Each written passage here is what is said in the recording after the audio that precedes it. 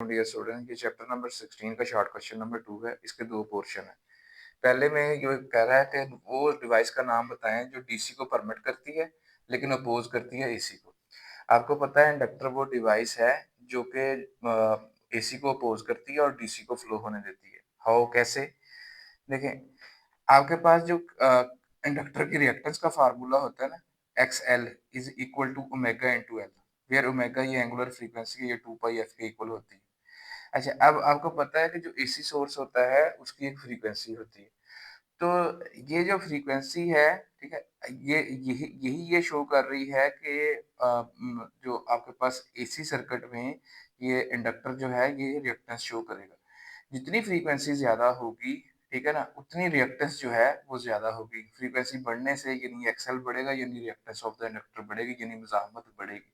जैसे मज़ाहमत बढ़ेगी, ठीक है, एक्सएल इंक्रीज़ होगा तो आपके पास आईआरएमएस जो है, करंट जो है उसमें से डिक्रीज़ होगा। जितनी रिएक्टेंस ज़्यादा होगी उतना करंट कम होगा। सो रिएक्टेंस कब ज़्यादा होगी? जब आपके पास frequency of the AC source ज़्यादा होगी। तो इसका मतलब क्या हुआ कि ये एसी को जो है वो रिएक्टेंस देता है, यानी उसको मुज़ाहमत देता है, और यानी एसी को लिमिट करता है ये। और जो है डीसी डीसी के लिए, जब आपको पता है कि डीसी करंट है उसकी कोई फ्रीक्वेंसी नहीं है, ज़ीरो फ्रीक्वेंसी। सो हम जब डीसी के लिए यहाँ पे ज़ीरो पुट करेंगे तो आपके पास जो रिएक्टेंस ऑफ द इंडक्टर आएगी वो ज़ीरो आएगी। इसका मतलब है कि वो डीसी को कोई रिएक्टेंस नहीं देगा, कोई मुज़ाहमत नहीं देगा। जब आपके पास रिएक्टेंस ज़ीरो होगी इसका मतलब करंट आपके पास मैक्सिमम होगा। सो जो इंडक्टर ही वो डिवाइस है जो कि एसी को अपोज करती है और डीसी को फ्लो होने देती है। अच्छा, उसका जो सेकंड पोर्शन है इसमें कहा गया है कि वो डिवाइस का नाम बताएं जो एसी को परमिट करती है लेकिन डीसी को गुजरने नहीं देती। अच्छा, इसका आंसर आपके पास कैपेसिटर है। आपको पता है कि कैपेसिटर में दो प्लेटों के दरमियान आपके पास इंसुलेटर मटेरियल होता है। ये दो प्लेटें हैं कैपेसिटर की, उनके दरमियान इंसुलेटर मटेरियल। अब हम इसको बैटरी के साथ अटैच कर दिया। ये चार्ज तो ज़रूर होगा, एक दफ़ा चार्ज हो जाएगा, लेकिन वो फर्दर बस चार्ज होके अब करंट जो है वो रुक जाएगा। अब वो करंट जो है वो फ्लो नहीं हो सकेगा। सो जो है डीसी जो है वो कैपेसिटर में से पास हो नहीं सकता।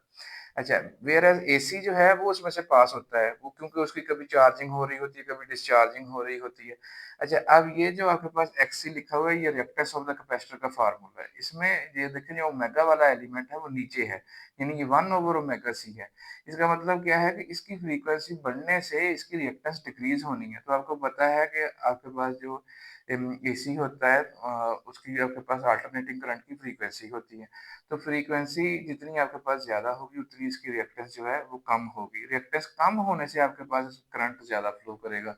सो एसी के लिए यानी अल्टरनेटिंग करंट के लिए उसकी फ्रीक्वेंसी की वजह से उसकी रिएक्टेंस जो है वो लो होती है, और रिएक्टेंस लो होने से आपके पास जो है करंट पास ऑन होगा कैपेसिटर में से। अच्छा, और अगर हम बात करें डीसी की, तो डीसी की चूँकि फ्रीक्वेंसी 0 होगी, तो 1/0 तो आपके पास इन्फिनिटी आंसर आएगा। तो आप इसका मतलब है कि डीसी को ये जो है डायरेक्ट करंट को कैपेसिटर फ्लो होने की बिल्कुल भी इजाज़त नहीं देगा। उसके लिए ये सर्किट जो है वो ओपन है। Hopefully answered the question.